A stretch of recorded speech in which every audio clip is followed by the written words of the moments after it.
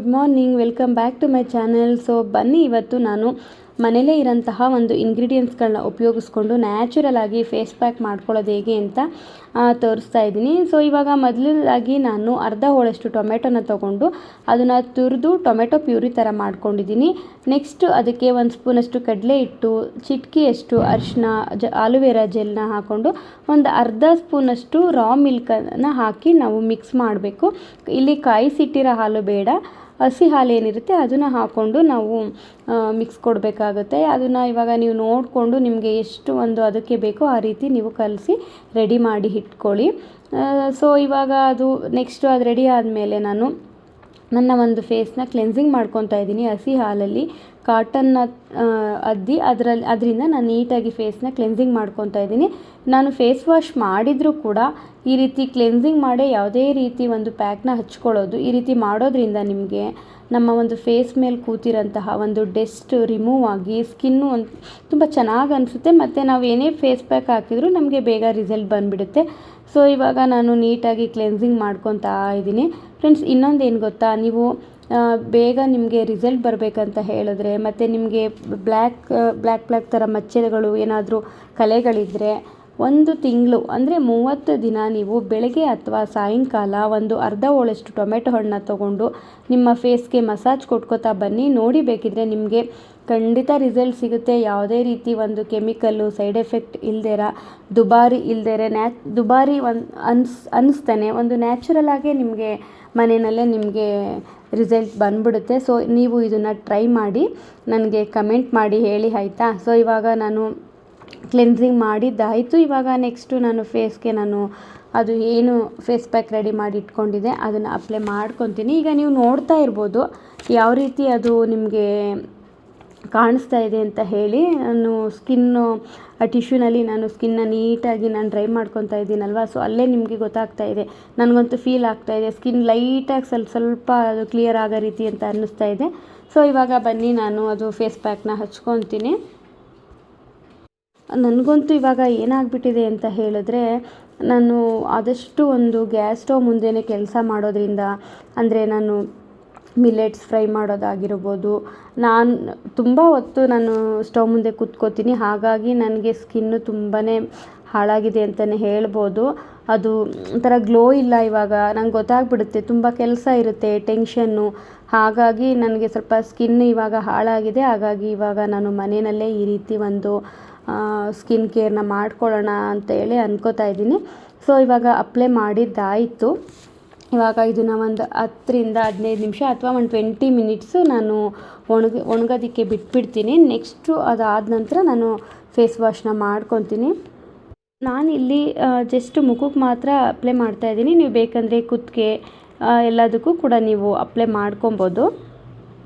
ಇನ್ನು ಡ್ರೈ ಆಗೋವರೆಗೂ ಕೂಡ ಇವಾಗ ಒಂದು ಹೇರ್ ಪ್ಯಾಕ್ನ ರೆಡಿ ಮಾಡ್ಕೊಂಬಿಡೋಣ. ಅದಕ್ಕೆ 2 ಸ್ಪೂನಷ್ಟು ಹೆನ್ನ ಪೌಡರ್ ಹಾಕ್ಕೊಂಡಿದ್ದೀನಿ, ನೀಮ್ ಪೌಡರು 1 ಸ್ಪೂನಷ್ಟು, rose petal powder, lemon powder 1 spoon, curry leaf powder 1 spoon, ಮತ್ತು ಐಬಿಸ್ಕಸ್ ಮತ್ತು ಮೇಥಿ ಪೌಡರ್ 1 ಸ್ಪೂನು, ಸ್ವಲ್ಪ ಬೀಟ್ರೋಟ್ ಪೌಡರು ಎಲ್ಲನೂ ಕೂಡ ಹಾಕ್ಕೊಂಡು ಒಂದು ಮಿಕ್ಸ್ ಕೊಟ್ಟು ಇವಾಗ ನೀರಿನಲ್ಲೇ ಹಾಕಿ ನಾನು ಅದನ್ನು ಕಲಸಿ ರೆಡಿ ಮಾಡಿ ಇಟ್ಕೊತಾ ಇದ್ದೀನಿ. ಇದಕ್ಕೆ ಯಾವುದೇ ರೀತಿಯಾದಂಥ ಲೆಮನ್ನು, ಬೀಟ್ರೋಟ್ ರಸ ಏನೂ ಹಾಕೋದು ಬೇಡ. ಆಲ್ರೆಡಿ ನಾನು ಎಲ್ಲ ಪೌಡ್ರುಗಳನ್ನೇ ಹಾಕಿರೋದ್ರಿಂದ ಅದು ಚೆನ್ನಾಗಿರುತ್ತೆ. ಸೊ ಇವಾಗ ಅದು ರೆಡಿಯಾಗಿದ್ದಾಯಿತು. ಈ ಕಡೆ ನಾನು ಫೇಸ್ ವಾಶ್ನು ಕೂಡ ಮಾಡ್ಕೊಂಡು ಬಂದೆ. ನಿಮಗೆ ನೋಡ್ತಾ ಇರ್ಬೋದು, ನೀವು ಚೆನ್ನಾಗಿ ಕಾಣಿಸ್ತಾ ಇದೆ ಅಂದ್ಕೊತೀನಿ ಫೇಸು ಎಷ್ಟು ಕ್ಲಿಯರ್ ಆಗಿದೆ ಅಂತ ಹೇಳಿ. ಅದಕ್ಕೆ ನಾನು ಲೈಟು ಕೂಡ ಆಫ್ ಮಾಡಿದ್ದೀನಿ, ನಿಮಗೆ ಅದು ನೀಟಾಗಿ ಗೊತ್ತಾಗಲಿ ಅಂತ ಹೇಳಿ. ನನಗಂತೂ ತುಂಬ ಚೆನ್ನಾಗಿ ಅನ್ನಿಸ್ತಾ ಇದೆ. ಸಾಫ್ಟ್ ಆಗಿದೆ ಸ್ಕಿನ್ನು, ಮತ್ತು ತುಂಬ ಗ್ಲೋ ಇಲ್ಲದೆ ಹೋದರೂ ಇಮಿಡಿಯೇಟ್ ಗ್ಲೋ ಒಂಥರ ಕಾಣಿಸ್ತಾ ಇದೆ, ನೀವು ನೋಡ್ಬೋದು. ಫ್ರೆಂಡ್ಸ್, ನಾನು ಹೇಳೋದಿಷ್ಟೇ, ನೀವು ಬರೀ ಫೇಸ್ ಪ್ಯಾಕು ಹಾಕ್ಕೊಳ್ಳೋದ್ರ ಜೊತೆಗೆ ಒಂದು ಅಟ್ಲೀಸ್ಟ್ ಇಲ್ಲ ಅಂದರೂ ಒಂದು 3 ಲೀಟ್ರ್ ನೀರಷ್ಟು ನೀವು ಕುಡಿದ್ರೆ ನಿಮ್ಮ ಸ್ಕಿನ್ ತುಂಬ ಅಂದರೆ ತುಂಬ ಚೆನ್ನಾಗಿರುತ್ತೆ. ಸೊ ಇದನ್ನು ನೀವು ಫಾಲೋ ಮಾಡಿ ಅಂತ ಹೇಳ್ತೀನಿ. ನಾನು ಕೂಡ ಅಷ್ಟೇ, ಆದಷ್ಟು ನಾನು ನೀರನ್ನ ಚೆನ್ನಾಗಿ ಕುಡಿತೀನಿ. ಇವಾಗ ಬನ್ನಿ, ಇದ್ರ ಒಟ್ಟಿಗೆ ನಾವು ಒಂದು ಡಿಟಾಕ್ಸ್ ಡ್ರಿಂಕ್ಸ್ನು ಕೂಡ ನಾವು ರೆಡಿ ಮಾಡ್ಕೊಂಡ್ಬಿಡೋಣ. ಅದಕ್ಕೆ ಕ್ಯಾರೆಟು, ಕಿತ್ತಳೆ ಹಣ್ಣು, ಶುಂಠಿ, ಮತ್ತು ಸ್ವಲ್ಪ ಬೆಟ್ಟದ ನೆಲ್ಲಿಕಾಯಿ ಪುದೀನ ಸೊಪ್ಪನ್ನ ಹಾಕ್ಕೊಂಡು ಗ್ರೈಂಡ್ ಮಾಡ್ಕೊಂಡ್ಬಿಟ್ರೆ ಒಂದು ಒಳ್ಳೆ ಹೆಲ್ತಿ ಡ್ರಿಂಕ್ ರೆಡಿ ಆಗೋಗ್ಬಿಡುತ್ತೆ. ನಿಮಗೆಲ್ಲ ಗೊತ್ತೇ ಇದೆ, ಕಿತ್ತಳೆ ಹಣ್ಣು ಆಗಿರ್ಬೋದು ಮತ್ತು ಕ್ಯಾರೆಟ್ನಲ್ಲಿ ವಿಟಮಿನ್ ಸಿ ಹೇರಳವಾಗಿರೋದ್ರಿಂದ ಇದು ನಮ್ಮ ಸ್ಕಿನ್ನ ಗ್ಲೋ ಮಾಡಲಿಕ್ಕೆ ತುಂಬ ಅಂದರೆ ತುಂಬ ಹೆಲ್ಪ್ ಮಾಡುತ್ತೆ. ಕೇವಲ ನಾವು ಫೇಶಿಯಲ್ ಮಾಡ್ಕೊಳ್ಳೋದು, ಫೇಸ್ ಪ್ಯಾಕ್ ಹಾಕೋದು ಇಷ್ಟರಿಂದ ಮಾತ್ರ ನಮ್ಮ ಸ್ಕಿನ್ನು ಚೆನ್ನಾಗಿರುತ್ತೆ ಅಂತ ಹೇಳೋಕ್ಕಾಗಲ್ಲ. ನಾವು ತಿನ್ನೋ ಆಹಾರದಲ್ಲೂ ಕೂಡ ಈ ರೀತಿಯಾದಂತಹ ಹಸಿ ತರಕಾರಿಗಳು, ಸೊಪ್ಪು, ಮೊಳಕೆ ಕಾಳುಗಳು ಈ ರೀತಿಯಾದಂಥ ಒಂದು ಫುಡ್ ತಿನ್ನೋದ್ರಿಂದ ನಾವು ಒಳಗಡೆಯಿಂದ ನಮ್ಮ ಸ್ಕಿನ್ನು ಗ್ಲೋ ಆಗಲಿಕ್ಕೆ ತುಂಬ ಹೆಲ್ಪ್ ಮಾಡುತ್ತೆ. ಜೊತೆಗೆ ನಮ್ಮ ಆರೋಗ್ಯನೂ ಕೂಡ ಇದರಿಂದ ತುಂಬ ಚೆನ್ನಾಗಿರುತ್ತೆ ಅಂತಲೇ ಹೇಳ್ತೀನಿ. ಸೊ ಇವಾಗ ಡ್ರಿಂಕ್ ರೆಡಿ ಆಗೋಗ್ಬಿಡ್ತು. ನೀವು ನೋಡ್ತಾ ಇದ್ದೀರಾ, ಕುಡಿಯೋಕ್ಕೂ ಎಷ್ಟು ಚೆನ್ನಾಗಿತ್ತು ಅಂದರೆ ರಿಯಲಿ ತುಂಬ ಚೆನ್ನಾಗಿತ್ತು ಮತ್ತು ನೋಡಲಿಕ್ಕೂ ನಿಮಗೆ ಕಾಣಿಸ್ತಾ ಇದೆ ಎಷ್ಟು ಚೆನ್ನಾಗಿದೆ ಅಲ್ವಾ. ಸೊ ಅದರ ಒಟ್ಟಿಗೆ ನಾನು ಇವಾಗ ಪಪ್ಪಾಯನ್ನು ಕೂಡ ತಗೋತಾ ಇದ್ದೀನಿ. ಈ ರೀತಿ ನಾವು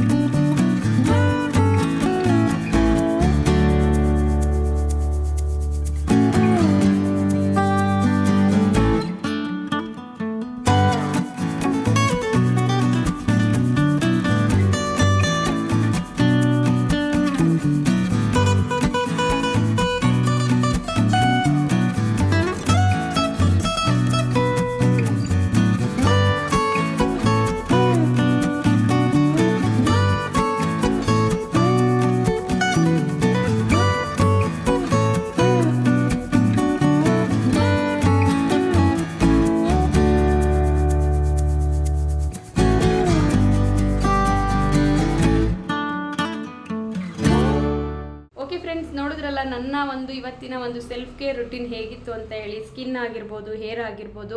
ಸೊ ನಾನು ಆದಷ್ಟು ಪಾರ್ಲರ್ಗೆ ಹೋಗಲ್ಲ ಅಂತ ಅಲ್ಲ, ಹೋಗ್ತೀನಿ ಯಾವಾಗಲೂ ಒಂದು ಸಾರಿ ಅಪರೂಪಕ್ಕಷ್ಟೇ. ಯಾವಾಗಲೂ ನನಗೆ ಟೈಮು ಕೂಡ ಸಿಗಲ್ಲ, ನನಗೆ ಅದು ಇಂಟ್ರೆಸ್ಟು ಕೂಡ ಇಲ್ಲ. ನನ್ನ ಮನೆಯಲ್ಲೇ ಈ ರೀತಿ ನ್ಯಾಚುರಲ್ ಆಗಿ ನಾನು ಹೋಮ್ ಮೇಡ್ ಮಾಡ್ಕೊಳ್ಳೋದಕ್ಕೆ ಇಷ್ಟಪಡ್ತೀನಿ.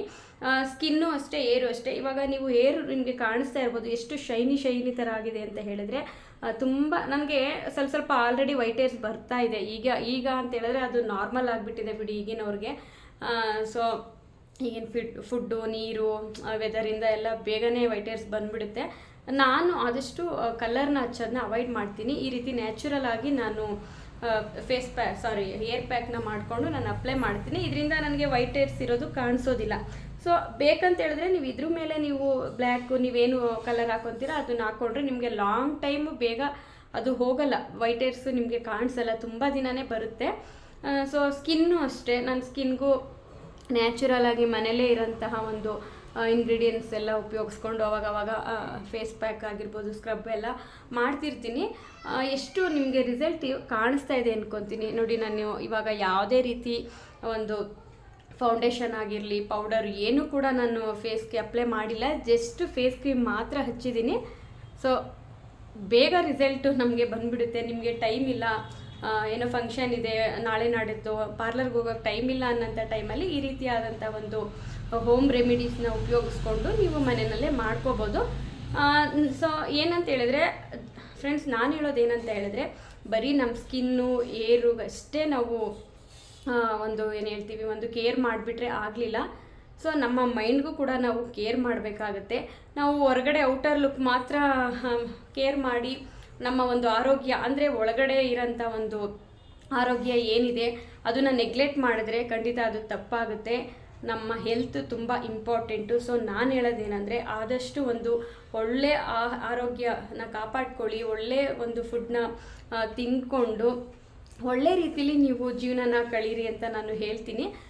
ಸೊ ಫ್ರೆಂಡ್ಸ್, ನಮ್ಮ ಒಂದು ಬ್ಯೂಟಿ ಕೇರ್ ಅಷ್ಟೇ ಅಲ್ದೆರ ನಾವು ನಮ್ಮ ಒಂದು ಫಿಸಿಕಲ್ ಹೆಲ್ತ್ ಆಗಿರ್ಬೋದು ಮತ್ತು ಮೆಂಟಲ್ ಹೆಲ್ತ್ ಆಗಿರ್ಬೋದು ಅದನ್ನು ಕೂಡ ನಾವು ಕಾಪಾಡ್ಕೊಬೇಕಾಗುತ್ತೆ. ನಾವು ದೇಹಕ್ಕೆ ಹೇಗೆ ಒಂದು ಒಳ್ಳೆಯ ಫುಡ್ಡು, ಹಾಲು, ತರಕಾರಿ, ಹಣ್ಣು, ಸೊಪ್ಪು, ಕಾಳುಗಳು ಅಂತ ಏನು ನಾವು ಸೇವಿಸ್ತೀವಿ ಅದ್ರ ಒಟ್ಟಿಗೆ ನಮ್ಮ ಒಂದು ಮೈಂಡ್ಗೂ ಕೂಡ ನಾವು ಒಳ್ಳೆಯ ಪಾಸಿಟಿವ್ ಆದಂತಹ ಆಹಾರನ ನಾವು ಕೊಡಬೇಕಾಗುತ್ತೆ.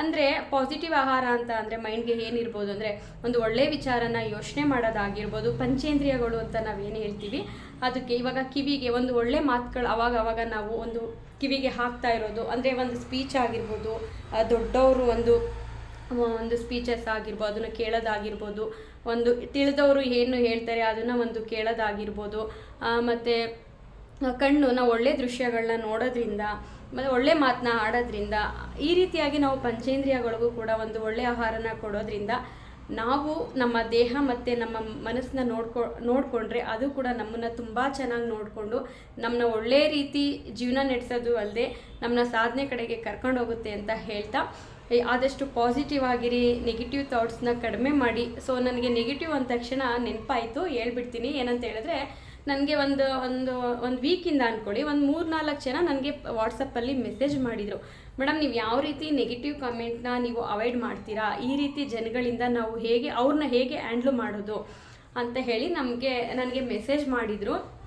ಸೊ ನಾನು ಹೇಳೋದು ಇಷ್ಟೇ ಫ್ರೆಂಡ್, ಈಗ ನನಗೂ ಕೂಡ ಯೂಟ್ಯೂಬ್ ಚಾನಲ್ನ ಸ್ಟಾರ್ಟ್ ಮಾಡಬೇಕಾದ್ರೆ ಡೇ ಫಸ್ಟಿಂದ ಸುಮಾರು ಇಲ್ಲಿವರೆಗೂ ಕೂಡ ಒಬ್ಬರು ರೆಗ್ಯುಲರ್ ಆಗಿ ಪ್ರತಿ ವಿಡಿಯೋಗೂ ನೆಗೆಟಿವ್ ಕಾಮೆಂಟ್ಸ್ನೇ ಆಗ್ತಾಯಿದ್ರು. ನಾನು ಸ್ಟಾರ್ಟಿಂಗ್ ಅನ್ಕೋತಾ ಇದ್ದೆ, ಸೊ ಅವ್ರೇನೋ ನನ್ನ ತಪ್ಪನ್ನ ತಿತ್ತಾ ಇದ್ದಾರೆ, ಸರಿ ಬಿಡು ಅಂತ ನಾನು ಅನ್ಕೋತಾ ಇದ್ದೆ. ಹೌದು, ಕೆಲವೊಂದು ಕಡೆ ನಂದು ತಪ್ಪಾಗಿದೆ, ಇಲ್ಲ ಅಂತ ನಾನು ಹೇಳಲ್ಲ. ಈಗ ಒಂದು ಆಡು ಭಾಷೆಯಲ್ಲಿ ನಾನು ಮಾತಾಡಿರ್ತೀನಿ, ಅದನ್ನೇ ಹೈಲೈಟ್ ಮಾಡಿ ಮೆಸೇಜ್ ಹಾಕೋದು. ನಾನು ಒಳ್ಳೊಳ್ಳೆ ಒಂದು ಕಂಟೆಂಟ್, ಈಗ ಫುಡ್ ರೆಸಿಪಿ ಅದನ್ನೆಲ್ಲ ಹಾಕಿರೋದನ್ನ ಅವರು ಯಾವತ್ತೂ ಕಮೆಂಟ್ ಮಾಡಿಲ್ಲ.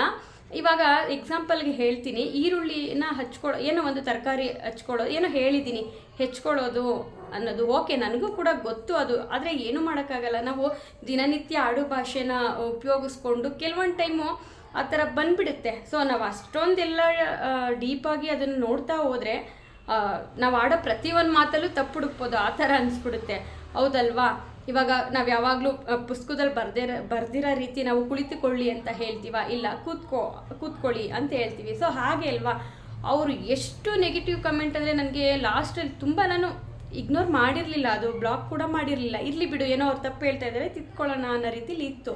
ಸೊ ಹೋಗ್ತಾ ಎಷ್ಟು ಅಂದರೆ ತುಂಬ ಕೆಟ್ಟದಾಗಿ ನಿನ್ನ ಮುಸುಡಿಗೆ ಹಚ್ಕೋ ಅದೆಲ್ಲ ಕಮೆಂಟ್ ಮಾಡೋಕ್ಕೆ ಶುರು ಮಾಡಿದ್ರು. ಅದಕ್ಕೆ ನಾನು ಕೂಡ ಸರಿಯಾಗಿ ಉತ್ತರ ಕೊಟ್ಟಿದ್ದೀನಿ.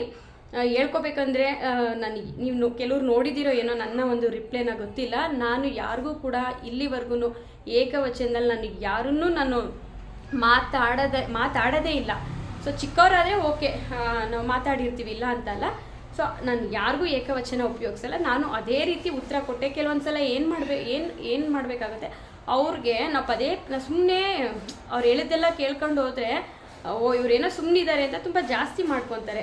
ಸೊ ನಾವು ಒಂದು ಸಲ ಅದಕ್ಕೆ ಕರೆಕ್ಟಾಗಿ ಉತ್ತರ ಕೊಡ್ತು ಅಂತ ಹೇಳಿದ್ರೆ ಅವಾಗ ಅವರು ಸುಮ್ಮನೆ ಆಗ್ತಾರೆ, ಅರ್ಥ ಮಾಡ್ಕೋತಾರೆ. ಸೊ ಈ ಥರ.